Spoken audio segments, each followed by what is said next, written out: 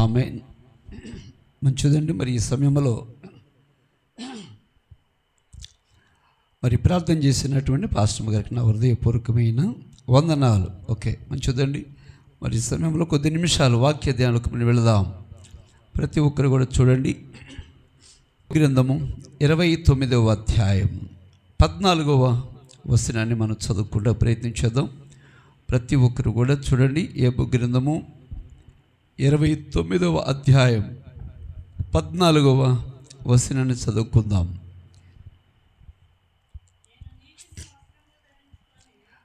నేను నీతిని వస్త్రముగా ధరించుకొని ఇంటిని గనుక అది నన్ను ధరించను. నా న్యాయ ప్రవర్తన నాకు వస్త్రమును పాగాయు ఆయను. దేవునికి మహిమ కలుగునగాక. మళ్ళీ ఇంకొక మాట 15 కూడా చదివేసి. గుడ్డివారికి నేను కన్నునైతిని, కుంటివారికి పాదమునైతిని, దరిద్రులకు తండ్రిగా ఉంటిని, ఎరగని వారు వ్యాజ్యము నేను శ్రద్ధగా విచారించి తిని. దేవునికి మహిమ కలుగునగాక. ప్రార్థన చేసుకుందాం.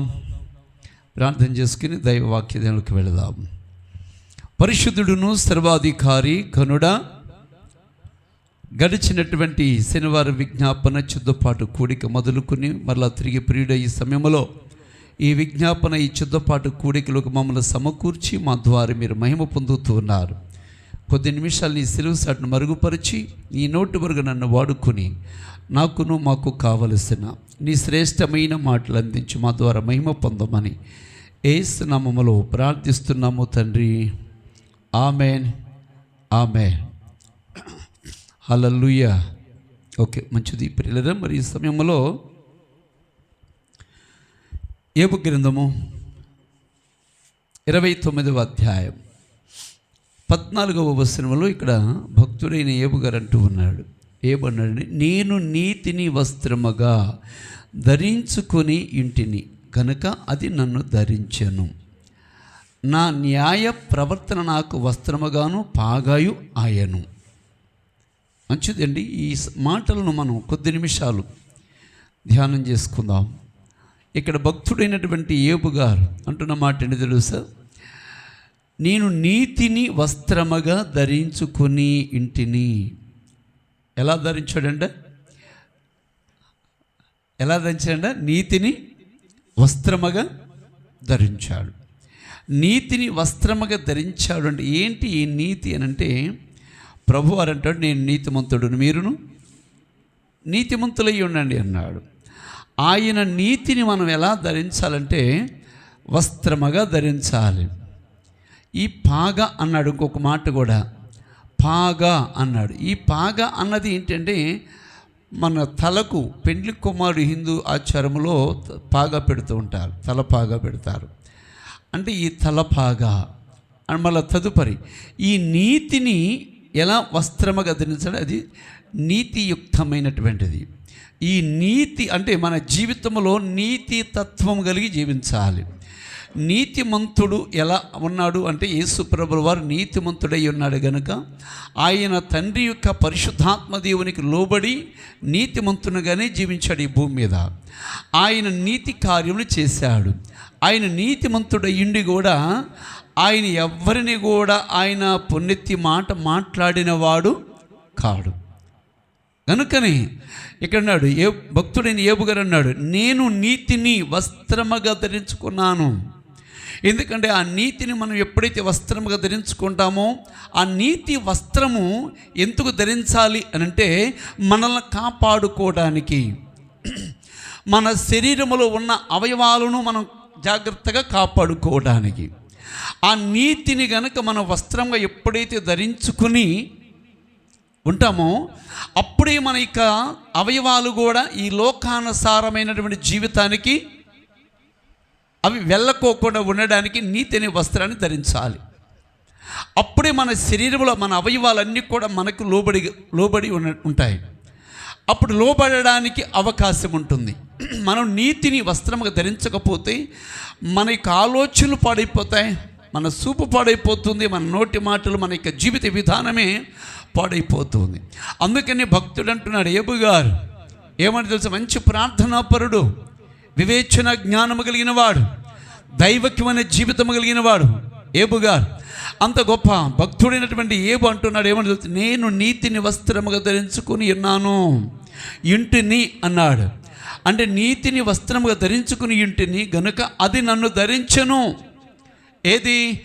దేవుని యొక్క నీతి ధరించి ఉండాలి, అదే మనల్ని ధరించుకున్నది. అది దేవుని యొక్క నీతి మనల్ని ధరించాలి అంటే మనం ఎలా ఉండాలో ఒక్కసారి మనం ఆలోచన కలిగి ఉండాలి. దేవుని యొక్క నీతి మనల్ని వస్త్రముగా ధరించాలి అంటే మనము ఆయనకు లోబడే మనస్తత్వం మనం కలిగి ఉండాలి, ఆయన ప్రేమించేవారమై ఉండాలి, ఆయనను ఆరాధించేటువంటి ఆరాధికులుగా మనం ఉండాలి. అప్పుడే ఆయన నీతి మనల్ని ధరిస్తుంది.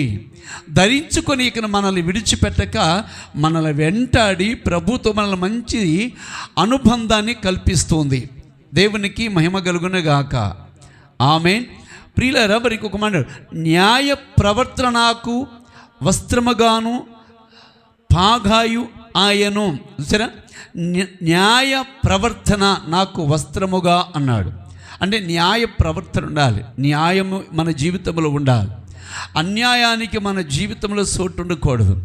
ఎప్పుడైతే మనం న్యాయమును అనుసరించి న్యాయయుక్తమైన జీవితమును మనం జీవిస్తామో అప్పుడే దేవుడు ఆ న్యాయాన్ని వస్త్రముగా ధరింపజేస్తాడు అన్నాడు. మళ్ళీ అంటే ఆయన అంటున్న మాట చూడండి, నా న్యాయ ప్రవర్తన నాకు వస్త్రమును ఫాగాయు ఆయను.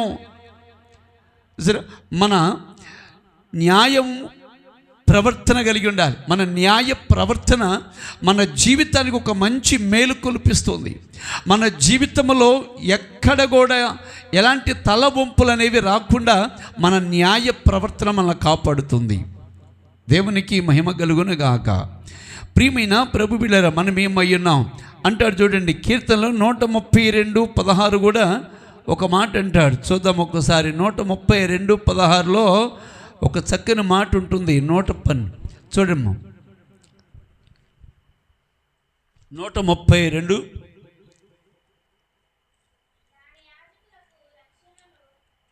132:16.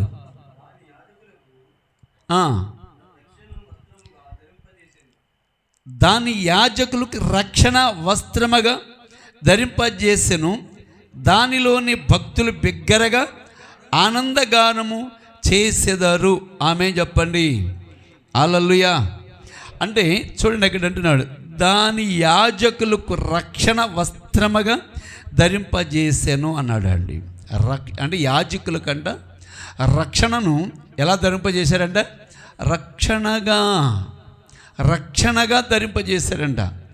మిగిలినటువంటి వారు చూడండి, అక్కడ ఏమన్నాడు తెలుసు కదా, ధరింపజే దానిలోని భక్తులు అంటే యాజకులకి ఏమో రక్షణ వస్త్రముగా ధరించారట. దానిలోని భక్తులంట ఎలా చేశారు? బిగ్గరగా ఆనందగానము చేసెను అన్నాడు. ఏం చేశారంటే ఆనందగానం. అంటే ఎవరు వీళ్ళు ఆనందగానాలు చేసేది? భక్తులు. అంటే భక్తులు అంటే దేవుని నమ్ముకున్నటువంటి వారు, పరిశుద్ధ జీవితం కలిగిన వారు, దేవునితో మాట్లాడేటువంటి మనసు కలిగిన వారు, మంచి పరివర్తన కలిగిన వారు, యథార్థతను నీతిను కలిగినటువంటి వారు.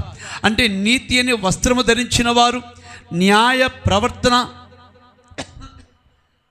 వస్త్రముగా ధరించుకొని దేవుని యొక్క పిలుపు ప్రకారముగా నడుచుకునేవారే బిగ్గరగా ఆనందగానాలు చేయుచున్నారని ఇక్కడ లేఖనము కీర్తనకారుడు చెబుతూ ఉన్నాడు. దేవునికి మహిమ కలుగునగాక. ఆమేన్. హల్లెలూయా. మరి ఒక మాట కూడా అక్కడ అంటున్నాడు. ఏమన్నాడు చూసారు కదా, 17. అక్కడ దావీదునకు కొమ్ము మొలవ చేసేదను, అక్కడ దావీదునకు కొమ్మ మొలవ చేసేదను, నా అభిషక్తిని కొరకు నేనచ్చట ఒక దీపము సిద్ధపరిచి ఉన్నాను. ఆమె చెప్పండి. దావీదుకి ఏం చేస్తాడంట? అక్కడ ఒక కొమ్ము మొలవ చేస్తాడన్నాడు. తర్వాత అక్కడ ఏమన్నాడు? ఇంకొక మాట అన్నాడు కదా, ఏం చేస్తాడంటే అభిషక్తిని కొరకు నేనచ్చట ఒక దీపము సిద్ధపరిచి ఉన్నాను అన్నాడు. ఎందుకంట? అవును, దీపం ఉండాలి. ఏంటి ఆ దీపం అంటే? పరిశుద్ధాత్మ అనే దీపం ఉంది. ఎందుకు ఆ దీపం అంటే అక్కడ ఆనందగానాలు చేసేటువంటి వారు ఉన్నారు, దేవుని యొక్క భక్తులు ఉన్నారు. ఏబుకు అక్కడ కొమ్ము మొలవ చేస్తాను, ఆయనకు ఒక అభిషక్తిని కొరకును నేనచ్చట ఒక దీపమును సిద్ధపరిచి ఉన్నాను అంటున్నాడు. అంతే. ఎందుకంటే దేవుడు ఆ దావీదునకు ఒక దీపముగా ఉన్నాడు. ఆయన ఎచ్చటకెళ్ళినా వెలుగుతూ ఉన్నాడు. కానీ దావీదు మహారాజు ఆయన ఏ ప్రాంతంలో ఉన్నా ఆయనకి వెలుగై ఉన్నాడు దేవుడు. ఎందుకో తెలుసా?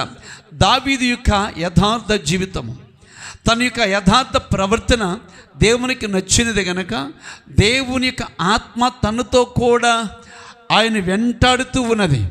అందుకని ప్రియుల ఆయన అంటూ ఉన్నాడు ఇక్కడ, దాని యాజకులు రక్షణ వస్త్రముగా ధరింపజేసేదను, దానిలో నీ భక్తులు బిగ్గరగా ఆనందగానము చేసేదారు. ఆనందగానము చేస్తారు. మౌనంగా ఉండరు వాళ్ళు. ఏమండి? మౌనంగా ఉండరు. వారు ఎలా ఉంటారంటే బిగ్గరగా దేవుని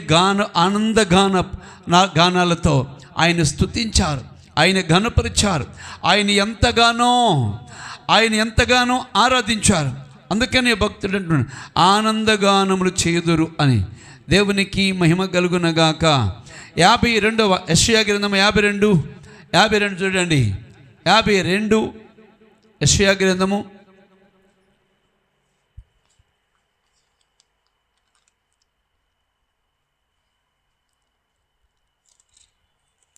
52 మొదటి నుంచి చూద్దాం. 52 మొదటి నుంచి.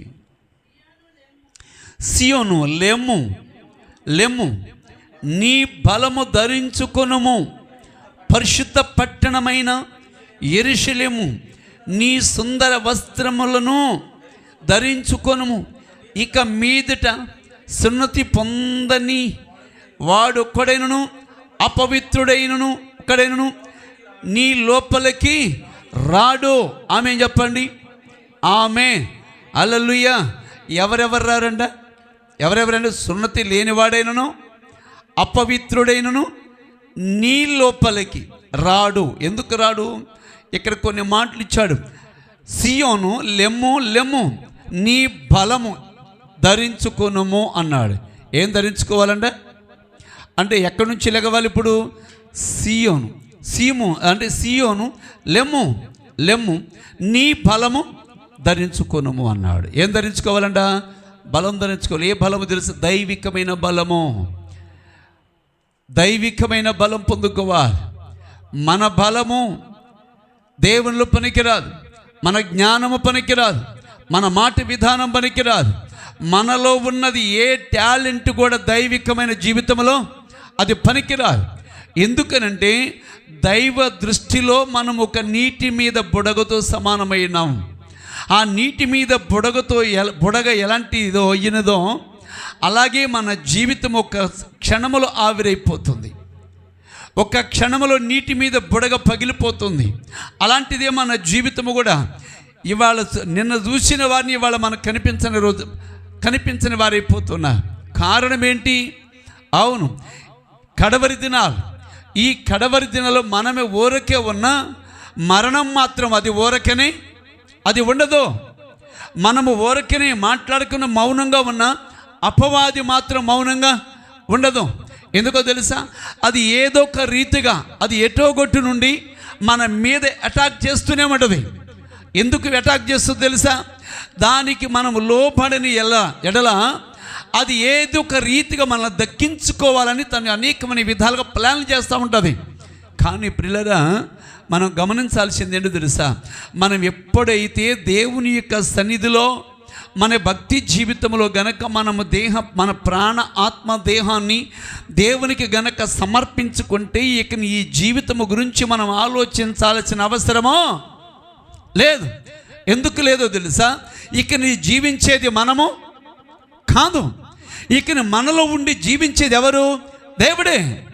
ఇక ఈ శరీరం ఏమైపోయినా పర్వాలేదు. ఎందుకో తెలుసా? ఈ ప్రాణాత్మ దేహము ఇది దేవునికి సమర్పించబడిపోయింది. ఇది ఆయనకి సమర్పించబడినాక ఇక దీన్ని పోషించాల్సింది, దీన్ని రక్షించాల్సింది, దీన్ని జీవంలోకి నడిపించాల్సింది సమస్తమును చేయవలసింది ఎవరు అంటే దేవుడే. ఆయన పూనుకుంటే ఇక దీనికి చలనం అనేది ఉండదు ఈ శరీరానికి. అందుకనే దైవ దృష్టికి మనం విడిచిపెట్టాలి. ఆయన దైవ యొక్క స్వాధీనం చేయాలి ఈ ప్రాణాత్మ దేహాన్ని. ఎప్పుడైతే దైవానికి మనం ఈ ప్రాణాత్మ దేహాన్ని స్వాధీనం చేస్తామో అప్పుడే దీన్ని మనం మరిచిపోతే అప్పుడు ఆయన మనల్ని సంరక్షిస్తాడు. దీని గురించి మనం మరిచిపోవాలి. దీని కొరకు దీన్ని సంరక్షించుకోవాలనే ఆలోచన మనకు ఉండకూడదు. దీన్ని పోషించాలనే ఆలోచన మనకు ఉండకూడదు. దీన్ని ఆరోగ్యంగాను బలమైనదిగాను నేను జ్ఞానం కలిగిన వాడుగాను అని మనల్ని మనం హెచ్చించుకునే విధంగా మనం ఆలోచన చేయకూడదు. ఎందుకో తెలుసా, మనము నిజముగా యథార్థముగా భక్తిపరమైన జీవితం మనం కలిగి ఉండి సమర్పణ కలిగి ఉంటే ఇక్కడ మనల్ని మనం మరిచిపోవాలి. అదే నిజమైన భక్తి అంటున్నాడు. నాకు అన్నాడు కదా, యోబు గ్రంథం 29వ అధ్యాయంలో అంటున్నాడు కదా, ఏమన్నాడంటే నేను నీతిని వస్త్రముగా ధరించుకుని ఉన్నాను అన్నాడు. ఇది కావాల్సింది. నా న్యాయ ప్రవర్తన వస్త్రముగాను పాగాయు ఆయను. చూసారా ఎన్ని విధాలుగా ఆయన మాట్లాడుతున్నాడు. ఇక్కడ కూడా అన్నాడు, సియోను లెమ్ము నీ బలము ధరించుకొనుము, పరిశుద్ధ పట్టణమైన యెరూషలేము నీ సుందర వస్త్రములను ధరించుకొనుము. ఇక మీదట సున్నతి పొందని వాడొక్కడైనను అపవిత్రుడొక్కడైనను నీ లోపలికి రాడు. ఆమె చెప్పండి. ఇక్కడ అన్నమాట ఏంటి తెలుసా, ఇక్కడ అన్నమాట సియోను నువ్వు లెగిసి ఏం చేయాలి? బలమును ధరించుకో. అది ఏ బలం? దైవికమైనటువంటివి బలము ధరించుకోవాలి. తర్వాత అన్నమాట తెలుసా, ధరించుకొని ఏం చేయాలి? పరిశుద్ధ పట్టణమైన యెరూషలేము నీ సుందర వస్త్రములను అంటే పోల్చుకోవడమే. అలా పోల్చుకుని ఏమని తెలుసా, నీ సుందర వస్త్రమును ధరించుకున్నాము. ఇక మీదట సున్నతి పొందని వాడు ఒక్కడైనను అపవిత్రుడొక్కడైనను నీ లోపలికి రాడు. సున్నతి పొందినవాడు కూడా అంటే లోకములో ఉన్నవాడు, లోకములో తిరుగుతున్నటువంటి వాడు, లోకానుసరమైన వ్యక్తులు నీ దగ్గరికి రావటానికి భయపడతారు. అంతే. ఎందుకు భయపడతారో తెలుసా, నీవు నిజముగా క్రీస్తుకు సమర్పణ కలిగిన వ్యక్తివి గనక, క్రీస్తు కొరకు బ్రతికే వ్యక్తిగా నీవు ఉన్నావు గనక, క్రీస్తు అవసరమైతే క్రీస్తులో నేను చనిపోవటానికైనా నేను సంసిద్ధంగా ఉన్నానని తీర్మానం కలిగి ఉన్నావు కనుక అందుకని ఆయన అంటున్నాడు, ఇక నీ సున్నతి పొందని వాడైనను అపవిత్రుడైన ఒక్కడైనను నీలోనికి రాడు. ఎందుకో తెలుసా, వారు అపవిత్రమైన వారు. ఎందుకో తెలుసా, నీవు బలము ధరించావు. మరలా తిరిగి ఏమన్నాడు తెలుసు కదా, అక్కడ యెరూషలేము నీ సుందర వస్త్రమును ధరించుకున్నాము అంటే ఇవి ధరించుకున్నావు. నీతిని వస్త్రముగా ధరించుకున్నావు, న్యాయ ప్రవర్తన వస్త్రముగా ధరించుకున్నావు, సుందరమైన వస్త్రాన్ని ధరించావు. ప్రియమైన అందుకని ఇకని అపవిత్రులు అనేటువంటి వారు నీ దగ్గరికి రావటానికి భయపడతాడు. అపవాది నీ దగ్గరికి రావడానికి భయపడిపోతాడు. అంతే. అపవాది రాడు, ఇంకా వాడు రాకపోగా మరణమా నీ ముల్లెక్కడ అంటాడు. అంతే. ఆమెన్. హల్లెలూయా. ప్రియమైన ప్రభు బిడ్డలారా, మనం ఏమై ఉన్నాము అన్నది ఒక్కసారి మనం జ్ఞాపకం చేసుకుంటే చూడండి. ఒక్కసారి 61వ కీర్తన 10వ వచనాన్ని చూద్దామా. 61వ కీర్తనగా యెషయా గ్రంథము 61వ అధ్యాయం 10వ వచనం. 61:10 చూడండి ఒకసారి. 61:10 శృంగారమైన పాగా ధరించుకుని పెండ్లి కుమారుని రీతిగాను ఆభరణములతో అలంకరించుకుని పెండ్లి కుమార్తెని రీతిగాను ఆయన రక్షణ వస్త్రములను నాకు ధరింపజేసి ఉన్నాడు. నీతి అను పైబట్టను నాకు ధరింపజేసి ఉన్నాడు. కాగా యెహోవాను బట్టి మహానందముతో నేను ఆనందించుచున్నాను, నా దేవుని బట్టి నా ఆత్మ ఉల్లసించుచున్నది. ఆమె చెప్పండి. ఇది భక్తిపరమైన జీవితము. భక్తుడైనటువంటి యెషయా గారు మాట్లాడుతున్న మాటలు. ఒక యేసు ప్రభుల వారిని నమ్ముకున్న ఒక వ్యక్తి జీవించే జీవితము ఎలా ఉండాలి అంటే యెషయా గ్రంథము 61వ అధ్యాయము ఈ 10వ వచనములో పరిశుద్ధాత్మ దేవుడు యెషయా భక్తుని ద్వారా ఈ రోజున ఈ రాత్రికాల సమయంలో ఈ విజ్ఞాపన ఈ చిద్దపాటు కూడికలో దేవాతి దేవుడు మనతో మాట్లాడుతున్న మాట ఏంటో తెలుసా? శృంగారం అనే పాగా ధరించుకునినా పెండ్లి కుమారుని రీతిగాను ఆభరణములతో అలంకరించుకున్న పెండ్లి కుమార్తె రీతిగాను ఇలా మనం అలంకరించబడాలి, మనం అలంకరించుకోవాలి. అంటే పెండ్లి కుమారుడు అన్నాడు అంటే ఎలా అలంకరించుకున్నాడు? శృంగారమైన పాగా అన్నాడు ధరించుకుని. పెండ్లి కుమార్తె అన్నాడు మరి ఎలా ధరించుకుంది? ఆభరణములతో ధరించుకుని ఉన్నది. అంటే ఇవన్నీ కూడా నీతి న్యాయ ప్రవర్తన, ఇవన్నీ కూడా ఈ పరిశుద్ధమైన లక్షణాలతో మనం ఎప్పుడైతే ఉంటామో, ప్రభువారు ఏ రీతిగా ఈ భూమి మీద అలంకరించబడి ఉన్నాడు, యేసు ప్రభుల వారు ఆయన నీతిమంతుడై ఉన్నాడు, పరిశుద్ధత కలిగి ఆయన భూమి మీద తనకు ఈ లోకానుసరమైన మలినం అంటకుండా తన్ను తాను జాగ్రత్తగా కాపాడుకుని తన తండ్రికి మహిమకరముగా జీవించాడు 33.5 సంవత్సరాలు.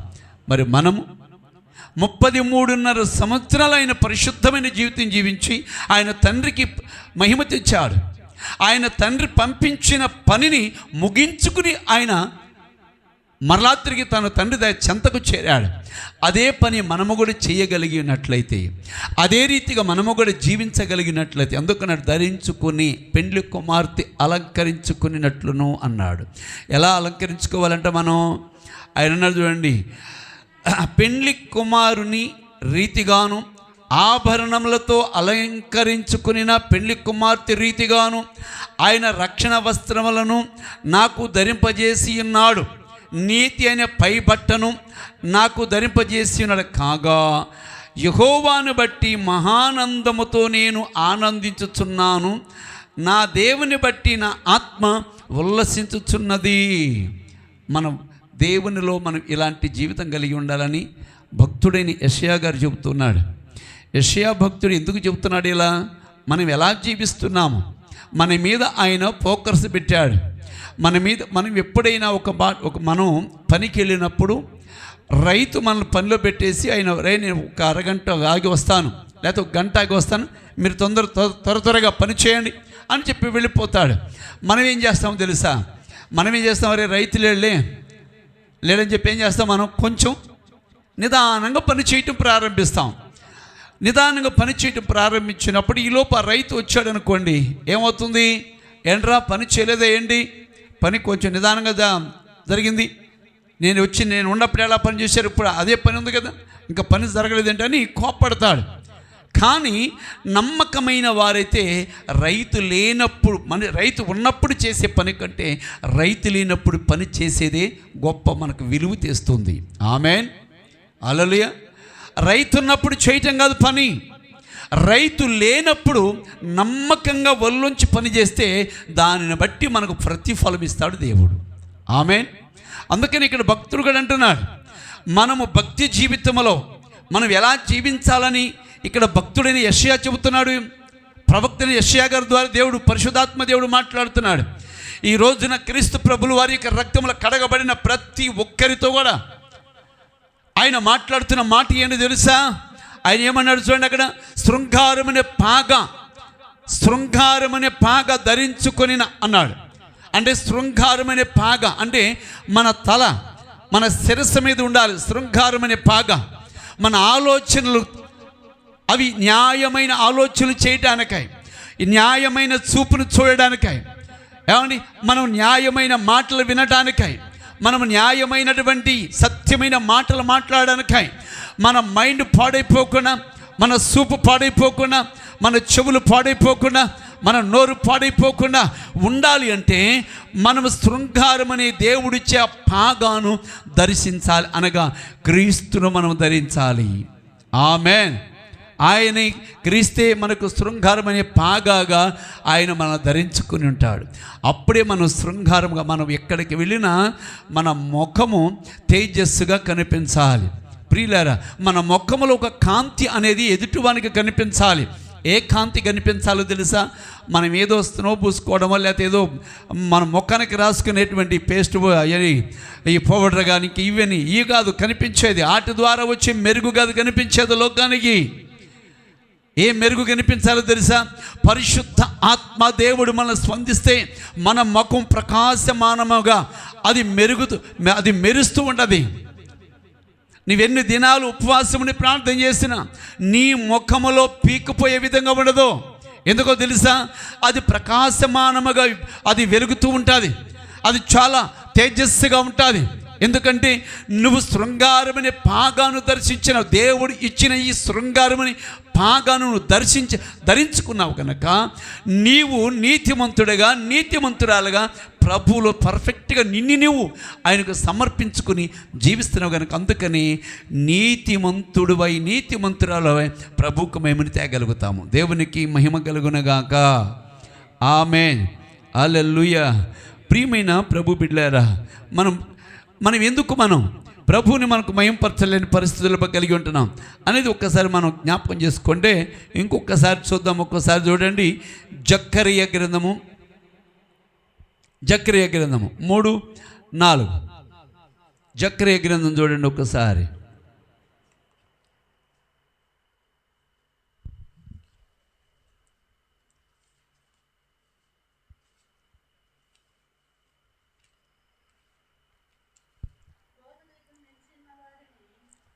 ఏమన్నాడు చూడండి, జకర్యా గ్రంథము 3:4.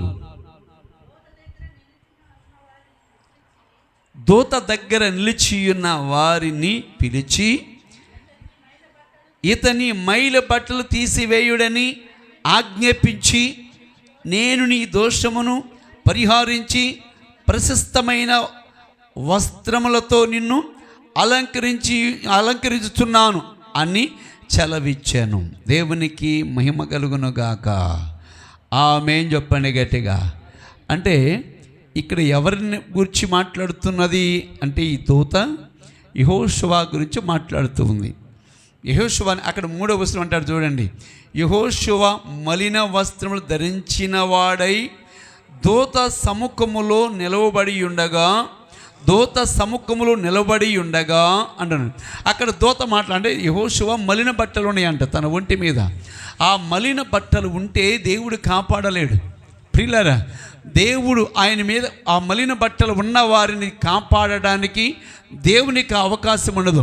ఎప్పుడైతే మలిన బట్టలు తీసివేసి దేవుడు ఇచ్చిన స్తుతి వస్త్రము పరిశుద్ధ వస్త్రములు ఏమండి మనం ధరించుకుంటామో అప్పుడే మరణ దూత మన దగ్గర నుంచి పారిపోతుంది. ఎప్పుడైతే మలిన బట్టలు మనం ధరించుకున్నామో అప్పుడే మరణ దూత మన దగ్గరికి వచ్చేస్తుంది. మరణ దూత వచ్చింది అంటే ఇక మనల్ని సజీవులుగా నిలబెట్టడమో ఇంకా ఎవరి సాధ్యము కాదు. అందుకని ఆ మలిన బట్టలు తీసివేయమని దూత సెలవిస్తుంది. యెహోషువతో మాట్లాడుతుంది. అక్కడ ఏమన్నా తెలుసా? 3వ వచనం చదవండి. 3వ వచనం చదువుతుంది ఒకసారి. యెహోషువ మలిన వస్త్రములు ధరించిన వాడై ఆ దూత సముఖములో నిలవబడి ఉండగా దూత దగ్గర నిలిచి ఉన్న వారిని పిలిచి, చూసిరండి ఎవరిని పిలిచిందండి దూత? దగ్గరున్న వారిని పిలిచి ఏం చెబుతుంది వారికి? ఎవరు మలిన బట్టలు అంట? యెహోషువ మీద ఉన్న మలిన బట్టలు గురించి అక్కడ ఉన్నటువంటి వ్యక్తులతో మాట్లాడుతుంది. యెహోషువ ఎలాంటి వాడు? మంచి నమ్మకమైన వాడు. యెహోషువ ఎలాంటి వాడు? న్యాయవర్తనుడు, మంచి మాటతనమ కలిగిన వాడు, యథార్థంగా జీవించిన వాడు, దేవునిలో నమ్మకమైన భక్తిని కొనసాగించిన వాడు. 6 లక్షలు అంటే మోషే తర్వాత జనంగాన్ని నడిపించింది యెహోషువయని. అయితే అంతమంది జనాంగం మీద తను కోపగించుకున్న విధానాన్ని బట్టి తను మలినమైపోయిన బట్టలు, తనలోనికి పాపం వచ్చేసింది, తను దోషపూరితమైపోయాడు. అందుకేనంటున్న దూత అంటుంది అక్కడ ఉన్నవారిని పిలిచి అతని మైల బట్టలు తీసివేయండి అని చెప్పేమంటుంది తెలుసా? అతని మైల బట్టలు తీసివేయుడని ఆజ్ఞాపించి నేను నీ దోషమును పరిహారించి ఏమంటుందో తెలుసా దూత? నేను నీ మైల బట్టలను అక్కడ చూడండి, నేను నీ దోషమును పరిహారించి ఏం చేస్తుందంట? నేను నీ దోషమును పరిహరిస్తాను. పరిహరించి ఏం చేస్తాను తెలుసా? ప్రశస్త వస్త్రములతో నిన్ను అలంకరించుచున్నాను అని సెలవిచ్చాను. ఆమె చెప్పండి. ప్రశస్తమైన వస్త్రములతో అలంకరించబడాలి. ప్రశస్తమైన వస్త్రములతో అలంకరించబడ్డాను నేను. మంచి వస్త్రాలతో నేను నీతి మంతుడిగా, లేక నీతిమంతురాలుగా, లేక నేను పరిశుద్ధుడిగా నన్ను నేను అలంకరించుకున్నాను అని అనటానికి ఒక రుజువు అనేది మనకు అవసరం. ఆ రుజువు ఎలా వస్తుంది?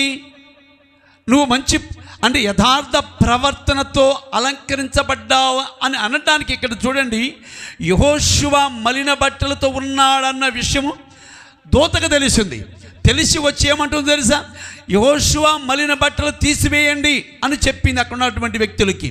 వారు వచ్చారు, ఆ మలిన బట్టలు తీసివేసినాక నేను నీ దోషమును పరిహరించి నీకు ప్రశస్త వస్త్రములు ధరింపజేస్తాను అని చెప్పి ఆమంటుంది. అక్కడ ఏమైంది? ప్రశస్తమైన వస్త్రములతో నిన్ను అలంకరించుతున్నాను. అలంకరణ. ఏ అలంకరణ? పరిశుద్ధ అలంకరణ. ఆభరణాలు కాదు, నిజమైన ఈ వస్త్రాలు కాదు, మన నీతియుక్తమైనటువంటి భక్తి ద్వారా వచ్చే అలంకరణ. దేవునికి మహిమ కలుగునగాక.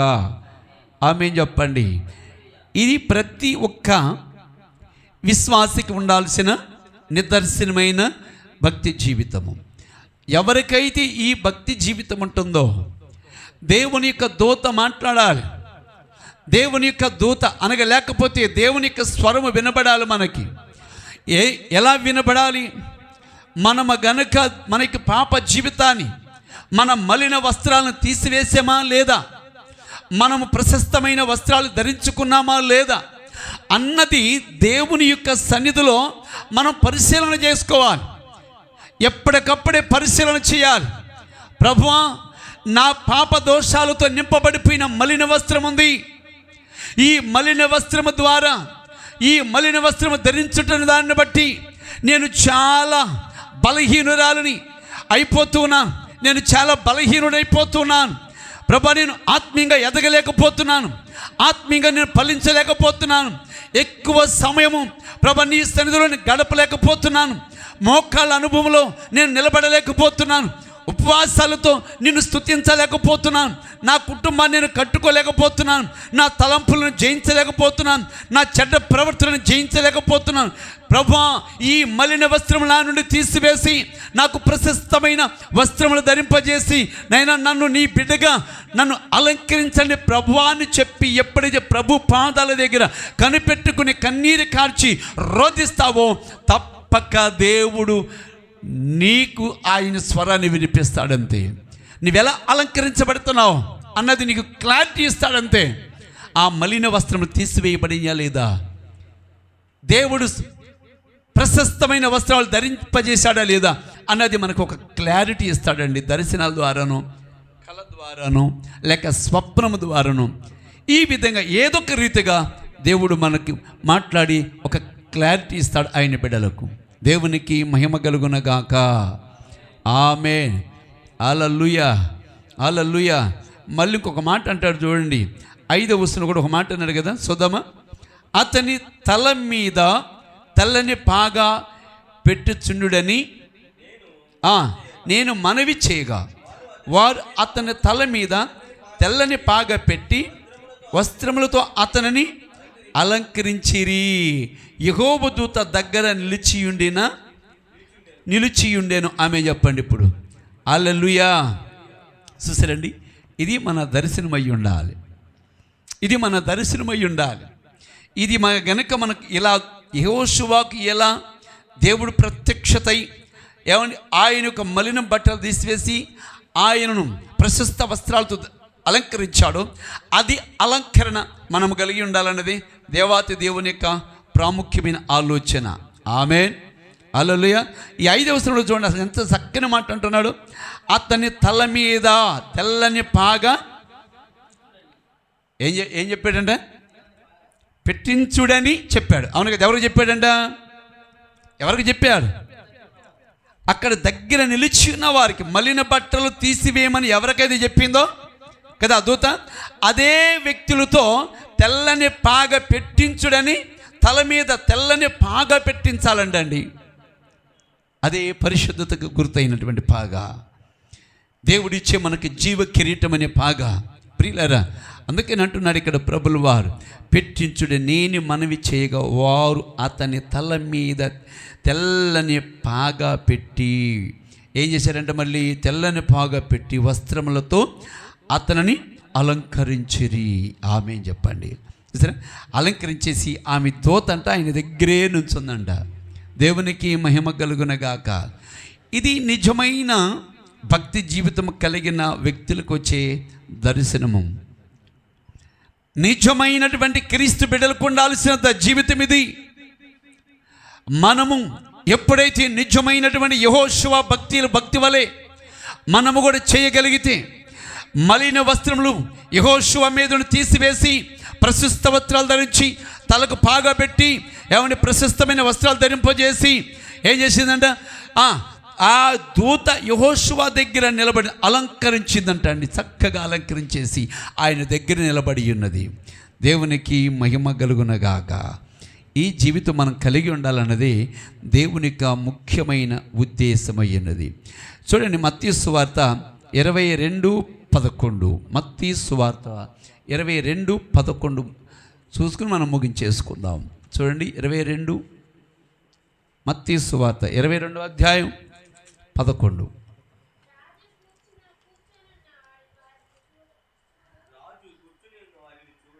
రాజు కూర్చున్న వారిని చూడ లోపలికి వచ్చి అక్కడ పెండ్లి వస్త్రము ధరించుకున్న నీ యొక్కని చూచి, చూడండి ఇక్కడ తర్వాత చదువు, 12 తర్వాత చదువు. ఎక్కడ చూడండి, రాజు కూర్చున్న వారిని చూడ లోపలికి వచ్చి, రాజు కూర్చున్న వారిని చూడ లోపలికి వచ్చి అని అంటే, రాజు అట లోపల కూర్చున్న వారిని చూడడానికి లోపలికి వెళ్ళాడు. ఎక్కడికి లోపల? పెండ్లి విందు లోపలికి. ఇక్కడ అధ్యాయం మనం చదువుకుంటే అక్కడ పెండ్లిశాలలో అక్కడ అంటారు చూడండి, 10వ వచనం చదవండి. అక్కడ ఒక మాట, రాజ్య మార్గములకు పోయి చెడ్డవారినేమి మంచివారినేమి తమకు కనబడిన వారినందరినీ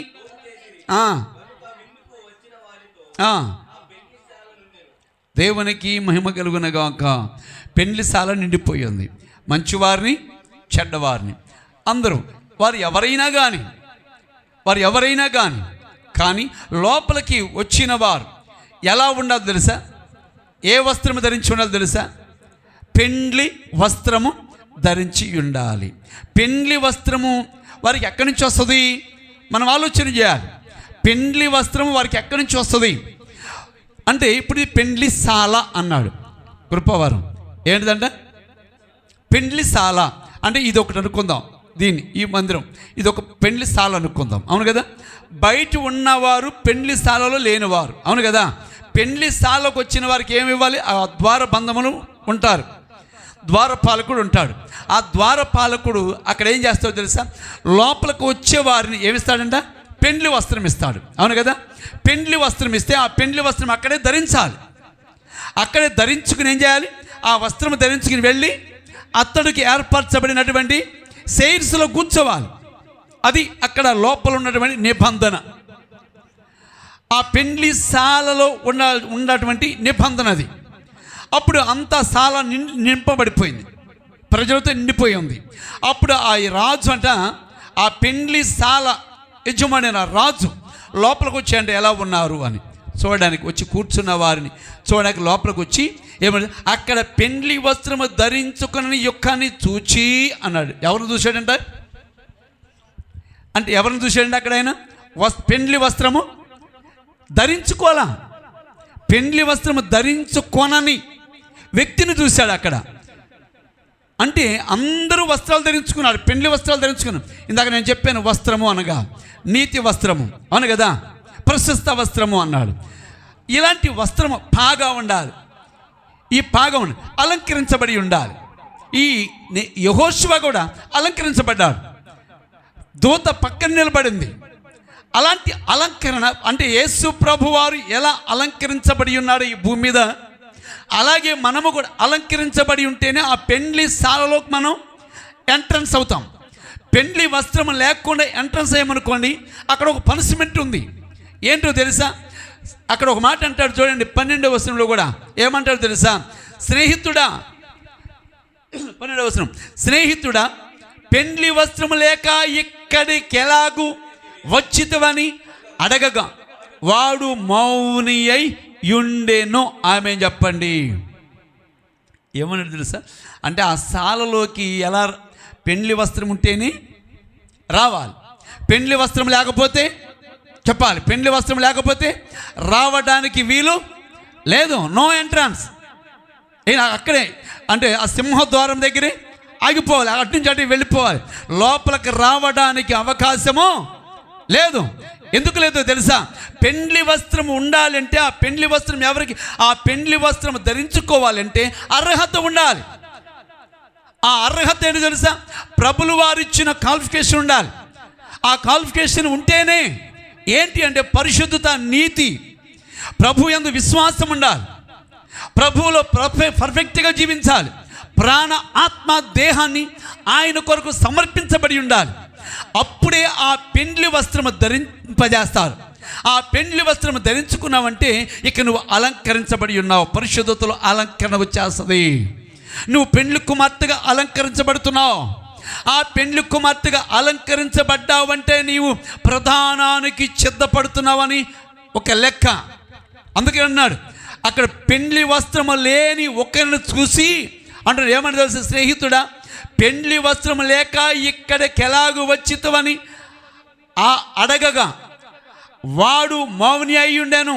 అక్కడ ఒక మాట అన్నాడు 13వ వచనంలో, పెండ్లి వస్త్రం లేనివాడిని. అంతటా రాజు వీని కాళ్ళు చేతులు కట్టి వెలుపటి చీకటిలోనికి త్రోసివేయుడి, అక్కడ ఏడ్పును పండ్లు కొరుకుటయు ఉండునని పరిచారకులతో చెప్పేను. ఆమె చెప్పండి. హల్లెలూయా. చూసారండి, పెండ్లి వస్త్రం లేకుండా ఇప్పుడు అందరూ రావచ్చు, అందరూ పాటలు పాడవచ్చు, అందరూ ప్రార్థనలు చేయవచ్చు, అందరూ వాక్యం చదవచ్చు, అందరూ చక్కగా మోకాళ్ళను ఉండవచ్చు. కానీ ఒక రోజున ఉంది తీర్పు. ద్వారపాలకుని దాటి పెండ్లిశాలలోనికి వెళ్ళాలి అంటే ఆ ద్వారము దగ్గర నుంచి ఆ ద్వారపాలకుడు మనకు ఒక పెండ్లి వస్త్రాన్ని ధరింపజేయాలి. ఆ ద్వారపాలకుడు మనకు పెండ్లి వస్త్రం ఇవ్వాలి. ఆ పెండ్లి వస్త్రం మనం ధరించుకుంటేనే ఆ పెండ్లిశాలలో మనం సంతోషంగా ఆయన ఆనందగానాలతో ఆయన స్తుతించగలుగుతాం. పెండ్లి వస్త్రము కనుక ధరించకపోతే మనము పెండ్లిశాలలోనికి రావడానికి వీలు లేదు. ఎందుకో తెలుసా? మనము లోకములోనే ఉన్నాము గనక. లోకములో ఉన్న వానికి వచ్చే పనిష్మెంట్ ఏంటి తెలుసా? ఏమన్నాడు తెలుసు కదా? లోకములో ఉండే వానికి పనిష్మెంట్ ఏంటి తెలుసా? ఆయన ఏమన్నాడంటే ఆయన అక్కడ చెప్పాడు కదా, ఆయన అక్కడ ఏం చెప్పాడు తెలుసా? వాని కాళ్ళు చేతులు కట్టి ఏం చేయాలంట? వీని కాళ్ళు చేతులు కట్టి వెలుపట చీకటిలోనికి త్రోసివేయడి, అక్కడ ఏడుపును పండ్లు కొరుకుటయు ఉండునని పరిచారకులతో చెప్పాను. చూసావా? వీని కాళ్ళు చేతులు కట్టి ఆ చీకటిలో పడవేయండి, అక్కడికి ఏముంటుందంట? ఏడుపును పండ్లు కొరుకుట అని చెప్పాడు. అంతే, కాళ్ళు చేతులు కట్టేసారు, పడవేశారు, అంతే. ఎందుకో తెలుసా? పెండ్లి వస్త్రము లేకపోతే, పరిశుద్ధత లేకుండా, నీతి లేకోకుండా, ఏమండి మనలో మన జీవితంలో సమర్పణ అనే జీవితం లేకోకుండా దేవుని రాజ్యములోనికి చేరటం అనేది లేదు, అర్హులము కాదు. మనం ఎప్పుడైతే మన ప్రాణాత్మ దేహాన్ని ఆయనకు సమర్పించుకొని ప్రభు కొరకే జీవిస్తామో, ఇక్కడ నేను కాదు బ్రతికే జీవించేది నా ప్రభు నాలో నన్ను జీవింపజేస్తున్నాడు అని నువ్వు ఎప్పుడైతే ఆ సమర్పణకు తగిన జీవితం ఉంటుందో అప్పుడే ఆ పెండ్లి స్థాలలో మనం ధైర్యంగా మనం ప్రభువుని ఆరాధించగలుగుతాము. దేవునికి మహిమ కలుగునగాక. చెప్పండి గట్టిగా హల్లెలూయా. చూడండి, లూకా సువార్త 15:22. లూకా సువార్త 15:22 22. లూకా సువార్త 15:22. 15:22. అయితే తండ్రి ఏమన్నాడంటే అక్కడ చూడండి, 15:22 కదా, చదువు ఒకసారి. అయితే తండ్రి తన దాసులను చూచి ప్రశస్త వస్త్రము త్వరగా తెచ్చి వీనికి కట్టి వీని చేతికి ఉంగరము పెట్టి పాదములకు చెప్పులు తొడుగుడి. ఆమె చెప్పండి, ఎవరండి ఈయన? ఇక్కడ చూసారా, తప్పిపోయిన కుమారుడు. తప్పిపోయాడు, ద్రవ్యాన్ని తనకు రావాల్సిన వాటా అంతా తీసుకెళ్ళిపోయాడు తండ్రి దగ్గర నుంచి. తండ్రి మీద దెబ్బలాడి తండ్రి అతనికి రావాల్సిన సగము వాటా తీసుకుని వెళ్ళిపోయాడు. తండ్రి ఎంతగానో బ్రతిమలాడాడు, నాయనా ఇది లోకమరా, లోకములకు వెళ్ళిపోతున్నావు, అనేకులు వస్తారు, నీ దగ్గర ధనం ఉందని చూసి అనేకులు వస్తారు, ప్రాణం పెట్టేవారుగా నటిస్తారు, కానీ దీన్ని చాలా మోసం చేస్తుంది ఈ లోకం. చాలా జాగ్రత్త, ఇది నేత్రాశ, శరీరాశ, జీవపు డంపమైనటువంటి ఈ 3 ఆశలు ఈ లోకములో ఉన్నాయి. ఈ లోకములు నమ్మొద్దు, నిన్ను మోసం చేస్తుంది అని తండ్రి ఎంతగానో బ్రతిమలాడాడు, కానీ వినలా, వెళ్ళిపోయాడు. అంతే, వెళ్ళిపోయాడు. తన ఇష్టానుసారంగా తిన్నాడు, తాగాడు, వ్యభిచరించాడు, అనేకమైన విధాలుగా తనకి ఇష్టం వచ్చినట్టుగా జీవించాడు. తన కంటికి నచ్చినట్లుగా, తన మనసుకు నచ్చినట్లుగా జీవించాడు. మొత్తం ఎత్తికెళ్ళిన సొమ్మంతా కూడా అయిపోయి తెల్లారిపాటికి తన దగ్గర అయిపోయే వరకు తనతో ఉన్న స్నేహితులందరూ ఎటువంటి అటు వెళ్ళిపోయారంతే. తన దగ్గర ఉన్న స్నేహితులందరూ ఎటువంటి వెళ్ళిపోయారు. లేచి కళ్ళు తెరిచి చూసేవారికి ఒక్కడు లేడు. పిలిచాడు, పేర్లు పిలిచాడు, ఒరే ఎక్కడరా అని చూశాడు. అంత పార చూశాడు, ఎక్కడ లేడు, ఒక్కడు నిలవలేదు. అందరు వెళ్ళిపోయారు. ఆకలి అవుతుంది, దప్పిక అవుతుంది. అయ్యో ఏంటి నా పరిస్థితి, నా చేతిలో చిల్లు గొవ్వలేదే, ఇప్పుడు నా పరిస్థితి ఏంటి? అక్కడికి నా తండ్రి చెప్పాడు, ఇది లోకమురా, ఇది బహు పాస్ట్గా ఉంది, నిన్ను మోసము చేస్తారు, జాగ్రత్త అని నా తండ్రి చెప్పినా నేను వినలేదు అని చెప్పి ఏడుస్తున్నాడు, కన్నీరు విడుస్తున్నాడు, రొమ్ములు బాదుకుంటూ ఏడుస్తున్నాడు. అయ్యో నా తండ్రి యొక్క మాటలు నేను వినలేకపోయాను, నా ఉపదేశకుల యొక్క ఉపదేశాన్ని నేను త్రోసివేశాను అని చెప్పి అంగలారుస్తూ వేర్చిన ప్రయోజనం లేదు. అంతే, వెళ్ళిపోతూ ఉన్నాడు. ఆకలికి తట్టుకోలేని పరిస్థితి కలిగి ఉన్నాడు. పందులు తినే పొట్టు తినడానికి చెదపడిపోయాడు. అంతే. కారణం ఏంటి తెలుసా? హీనమైన జీవితం కలిగిన పందులు తినే పట్టు తినటానికి చెదపడిపోయాడు. ఎంత హీన స్థితికి దిగజారిపోయాడు తెలుసా? తండ్రి మాట వినుకోకుండా తన సొమ్ము తను తీసుకు వెళ్ళిపోయి విచ్చలవిడి జీవితం జీవించి చివరికి హీన దశలోకి వెళ్ళిపోయాడు. అంతే. తండ్రి గుర్తొచ్చాడు, నా తండ్రి దగ్గర ఎంతోమంది పనివారు ఉన్నారు, ఆ పనివారిలో ఒక్కనిగా తండ్రి నన్ను కూడా ఒక్కనిగా చేసుకుని నాకు ఆహారం పెడితే చాలు, నేను పని చేస్తాను అని బ్రతిమలాడుకుంటానని చెప్పి కన్నీరు కార్చాడు. అవును ప్రియులారా, కన్నీరు విడిచాడు. తండ్రి నన్ను నీ పనివారిలో ఒక్కనిగా నన్ను పెట్టుకో అని కన్నీరు కార్చి విలపించాడు. అనుకుని బయలుదేరాడంతే. తండ్రి చూశాడంతే. తండ్రి చూసి అక్కడ అంటున్నాడు, చూసారా ఏమన్నా? చదవండి అక్కడ ఒక మాట, చదువుదామా చదవండి అక్కడ 15:22 కదా. అయితే తండ్రి తన దాసులను చూచి, సరే 20 వస్తుంది చదవండి. అక్కడ అన్నమాట చూడండి. ఆయన వాడు ఇంకా దూరముగా ఉన్నప్పుడు తండ్రి వాణిని చూచి కనికిర పడి పరిగెత్తి వాని మెడ మీద పడి ముద్దు పెట్టుకొనేను. ఆమె చెప్పండి ప్రియులారా, చూసారా తండ్రికి బిడ్డలపై ఎంత ప్రేమ, ఎంత అపారమైన ప్రేమ ఉందో తెలుసా? బిడ్డలు తండ్రిని తల్లిదండ్రులు త్రోసివేసినా, కాదనుకొని వెళ్ళిపోయినా, వారి ఇష్టానుసారంగా జీవించినా, కానీ తండ్రికి మాత్రం బిడ్డల మీద ప్రేమ ఉంటుంది. ఎందుకో తెలుసా? వారు ఆయన స్వహస్తములతో నిర్మించిన వారు గనక, ఆయనకి వారి మీద బాధ్యత ఉంది గనక, అయ్యో నా బిడ్డలు తెలియక చేసిన తప్పు అని చెప్పి క్షమించగలిగి మనసు ఉన్నవాడే మన తండ్రి అయిన దేవుడు. దేవునికి మహిమ కలుగునగాక. తప్పిపోయాడే, వాడు మురికి గుడ్డలతో ఉన్నాడే అని చెప్పి తను మెదలకుండా నుంచుని పని వారికి చెప్పి వాడిని స్నానం చేయించాడని చెప్పలా. వెళ్ళిపోయాడంతే. వాడు ఏ స్థితిలో ఉన్నాడు నాకు అనవసరం, నా బిడ్డ తిరిగి వచ్చాడు అనుకున్నాడంతే.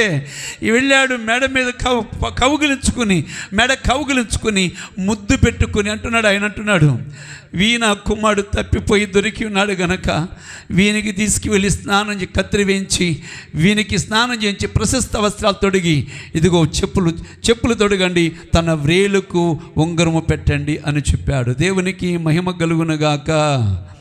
ఆమేన్, హల్లెలూయా అంటున్నాడు. చూడండి, అయితే తండ్రి తన దాసులను చూచి ప్రశస్త వస్త్రములు త్వరగా తెచ్చి వీనికి కట్టి వీని చేతికి ఉంగరము పెట్టి పాదములకు చెప్పులు తొడిగించుడి. మళ్ళీ అంత మాత్రమే కాదండి, క్రొవ్విన దూడను తెచ్చి వధించుడి, మనము తిని సంతోషపడదము. ఆమేన్ చెప్పండి, హల్లెలూయా. చూసారండి తండ్రికి ఉన్న ప్రేమ. క్రొవ్విన దూడను కోయించి కుమారుడు వచ్చేవారికి తనకున్న ప్రేమను వ్యక్తపరుస్తున్నాడు. నా కుమారుడు అక్కడ ఇంకొక మాట కూడా చక్కని మాట అంటాడు చూడండి. అసలు 24వ ఈ నా కుమారుడు చనిపోయి మరలా బ్రతికాను, తప్పిపోయి దొరికినని చెప్పి అంతటా వారు సంతోషపడి సాగిరి. దేవునికి మహిమ కలుగునగాక. ఆమేన్, హల్లెలూయా. తండ్రి ప్రేమను చూడండి. తన పనివారి దగ్గర ఎంతగా తన కుమారుడు గురించి పొగుడుతున్నాడో. తప్పిపోయి చనిపోయి తిరిగి బ్రతికి ఉన్నాడని నా కుమారుడు అని చెబుతున్నాడు.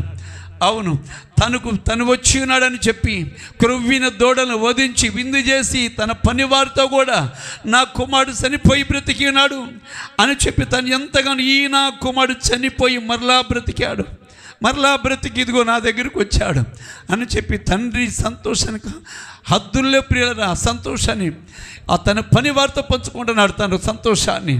అవును, ఈరోజు మనము కూడా కొన్ని సందర్భాల్లో తప్పిపోయిన జీవితాలు మనవి.